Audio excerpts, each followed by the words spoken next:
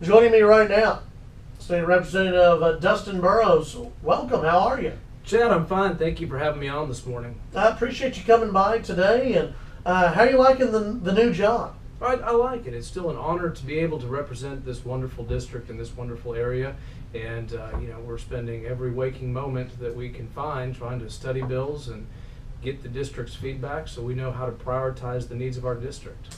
What are some of the key issues right now that your office and you yourself that you've been focusing on during the session so far? We're a little bit more than halfway through, so things are really starting to get cooking now. Well, it's going to be some of the things that everyone's focused on, which is transportation funding, water, education. My office in particular has filed a bill dealing with agricultural liens. I had some personal experience with that. And basically what that bill does is it says if our cotton farmers, they go get a loan, they grow their cotton, they raise it, they deliver it to a warehouse, and that warehouse doesn't pay them for 6, 7, 8 months and ends up going into bankruptcy, they're the ones who are going to have the first right to get their product back or get their proceeds from the sale of it instead of the bank who lent the money to that processing facility. So we filed that bill. It's House Bill 1848. We've been working with all the different industry groups. Farm Bureau is very supportive of our efforts, and we're trying to get that moved through this session. Filed a bill dealing with pharmaceutical drug pricing, and it's actually just calling for a study, and it's a really interesting bill. And so we're working on those two, along with some other local bills. The bill that you just brought up, dealing with prices when people go to get their medication, that is something that really made headlines not only up in the Lubbock area but across the state. Tell us a little bit about what you're wanting to study. Yeah, so one of the committees that I am on, the speaker asked me to be on, is the International Trade Committee. And so it got me really interested in, obviously what is going on with international trade. And one of the things that my office began to uncover is Americans pay significantly more for their prescription medications than anywhere else in the world. Let me give you a couple examples of that.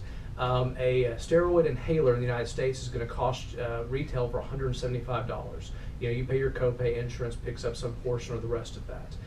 In a Western European country, that same steroid inhaler is going to cost $20. An Australian study came out and said that the United States pays 3 times more than the rest of the first world countries. In 2005, the state of Texas did a research project and found if we could just buy our prescriptions from Canada, it would save Texans $900 million. And then, of course, there's this new Hep C drug, which has gotten all the headlines, that retails for a round of treatment for $84,000 in the United States of America, but in Egypt, you can buy it for only $900. So my bill asked for an interim committee to be formed to study why is it we're paying so much? What would happen if we opened up some of the international markets? Could we pay less? Are we not negotiating better prices? It's not asking for it's not saying that companies shouldn't charge as much. It's really asking why are we paying so much?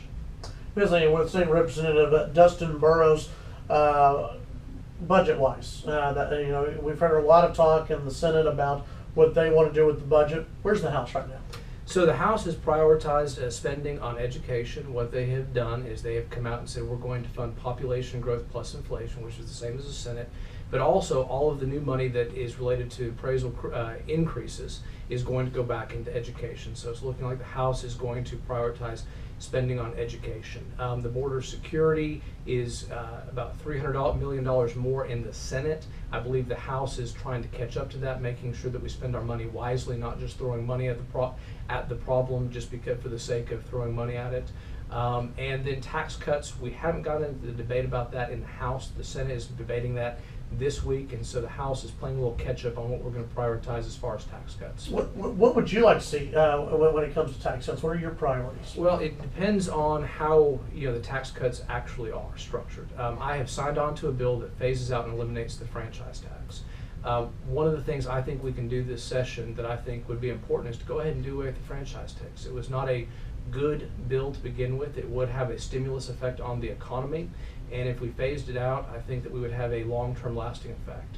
I would like to see some property tax reduction. One of the problems is if we were to take the full $4.5 billion, which is what we think we have for tax relief this session, we put it into property tax relief, we would see the average taxpayer save about $150, $160 next year. Well, if there's a 4.5% appraisal creep, that went into that, the average taxpayer would pay $30 more. So I'm not so sure that if we overemphasize property taxes, we're going to see, if it's not coupled with some formula on how we actually deal with appraisals, that we're actually going to see a whole lot of benefit to our average taxpayer. So that's why I'm putting my capital into the franchise tax, because I think it's something we could do away with and have long-lasting effects from session to session.